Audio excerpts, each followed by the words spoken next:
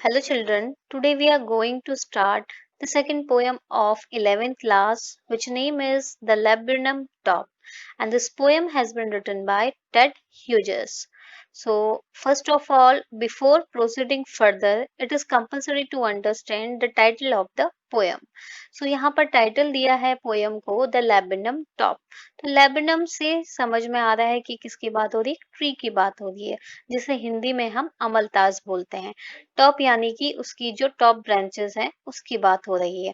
तो यहाँ पर जो ये जो ट्री दिख रहा है इसे डिस्क्राइब किया गया है जिसे हम अमलतास बोलते हैं, जो बेसिकली आपने अपने इन्वायरमेंट में और अपने आसपास देखा होगा।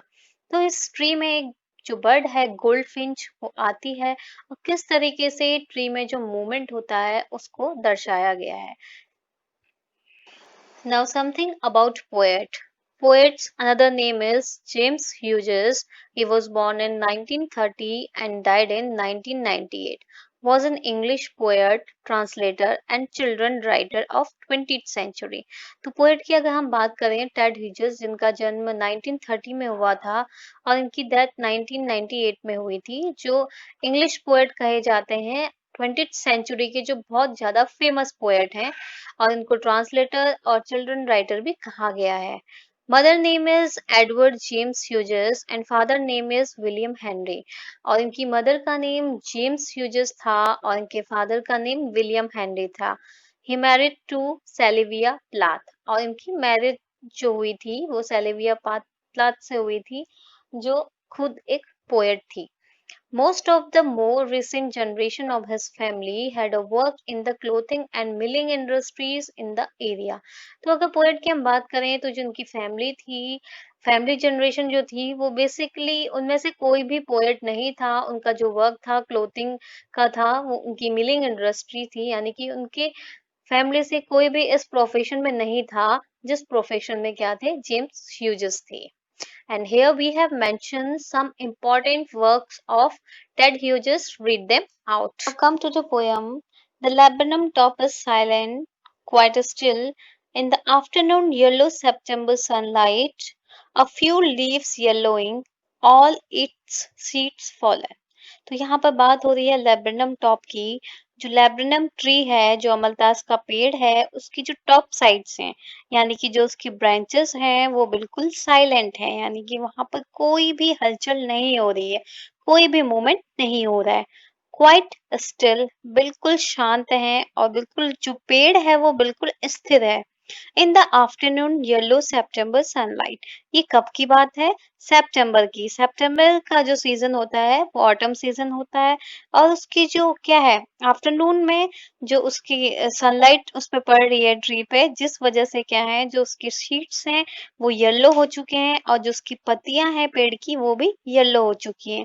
ऑल इट्स सीड्स फॉलन, और जो लैब्रेडम टॉप जो ट्री है उसके जो सीड्स हैं वो क्या हो चुके हैं, जमीन पर गिर चुके हैं। तो यहाँ पर पोएट ने एक ट्री जो लैब्रेडम टॉप है उसको डिस्क्राइब किया गया है कि जो उसकी टॉप ब्रांचेस हैं वो बिल्कुल साइलेंट हैं, स्टिल हैं, और सितंबर का महीना है और बहुत ज्यादा सनलाइट उस पर पड़ रही है, जिस वजह से जो लीव्स हैं, जो पत्तियां हैं वो बिल्कुल येलो हो चुकी हैं और जो पेड़ है उसके जो बीज हैं वो नीचे गिर चुके हैं। Come to the next extract. Till the goldfinch comes with a twitching chirrup, a suddenness, a startlement at a branch end.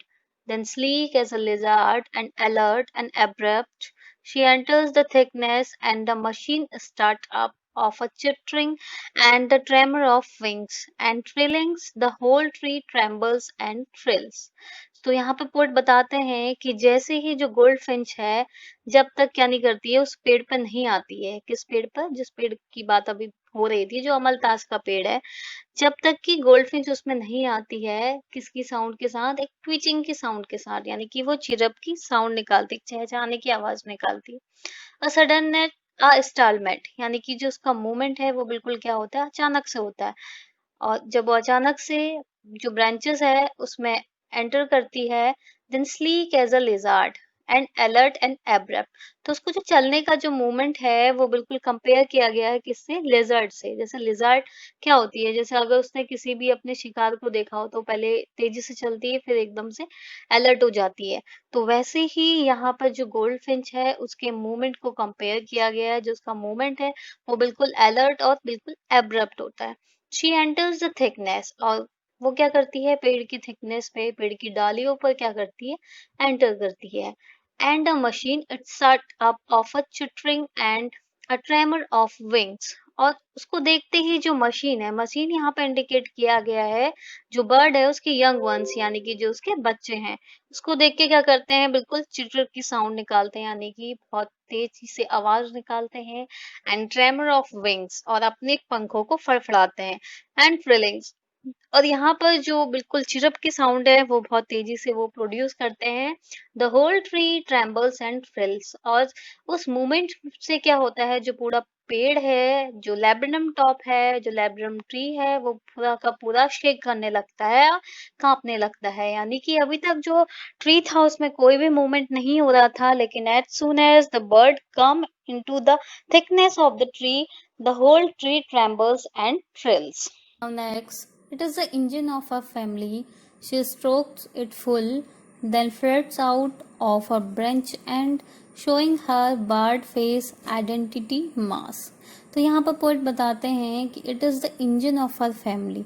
तो यहाँ पर इंजन किसे कहा गया है, ट्री को, लैब्रेनम ट्री को, क्योंकि उस ट्री में क्या बना हुआ है, जो बर्ड है उसका नेस्ट बना हुआ है और जो उसकी फैमिली है वो उसी पे रहती है, इसीलिए उसको कहा गया है कि वो क्या है, उसका इंजन है। She stroke it full, she stroke it full means यहाँ पर स्ट्रोक्स मीन्स होता है फ्यूल, फुल फिल्ड अप करना, यानी कि फ्यूल डालना, यानी कि आप कह सकते हो कि यहाँ पे जो बर्ड है वो क्या करती है, फीड करवाती है अपने बच्चों को, खाना देती है।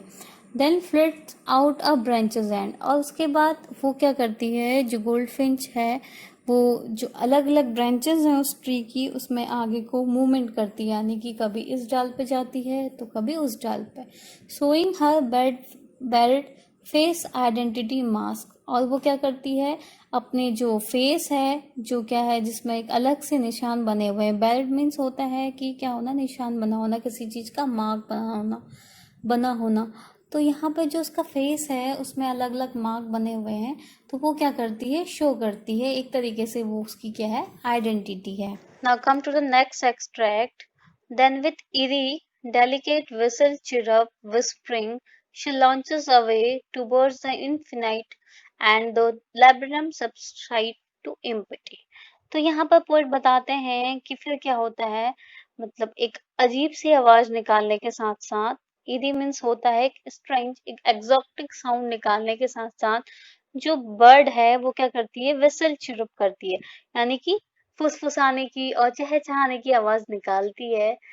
She launches away towards infinite, और कुछ समय बाद जो बर्ड होती है वो कभी क्या करती है, स्काई की ओर को, यानी कि लॉन्चेस अवे क्या होता है, उड़ जाना, कहाँ पर, स्काई पर। इंफिनाइट मीन्स होता है किसकी ओर को, स्काई की ओर। तो वो जो बर्ड है वो क्या करती है, कुछ समय मूवमेंट करती है ट्री में, लैब्रेनम ट्री है, और उसके बाद एक टहनी से दूसरी टहनी में जाती है और चिरप की साउंड निकालती है, और फिर कुछ समय बाद वो स्काई की ओर उड़ जाती है। And the laburnum subsides to empty, और फिर से जो लैब्रेनम ट्री है उसकी जो सबसाइड है, उसकी जो टहनियां हैं, वो जो पूरा पेड़ है, फिर से वो क्या हो जाता है, खाली हो जाता है, यानी कि फिर से वो क्या हो जाता है, शांत हो जाता है, जैसा कि वो पहले था जब गोल्डफिंच उस ट्री पे नहीं आई थी। तो यहाँ पर जो पोएट है उसने क्या किया है, एक सिंबल शो किया है किसको, ट्री को, जिसमें दिखाया है कि जो बर्ड है उसके आने से उसमें क्या क्या मोमेंट होते हैं, और जो बर्ड है जब वो चली जाती है उसमें से, तो उसमें किस तरीके की हलचल होती है, वो किस तरीके से बिल्कुल शांत हो जाता है। So that was the whole poem, and I hope you all understood it. Thank you.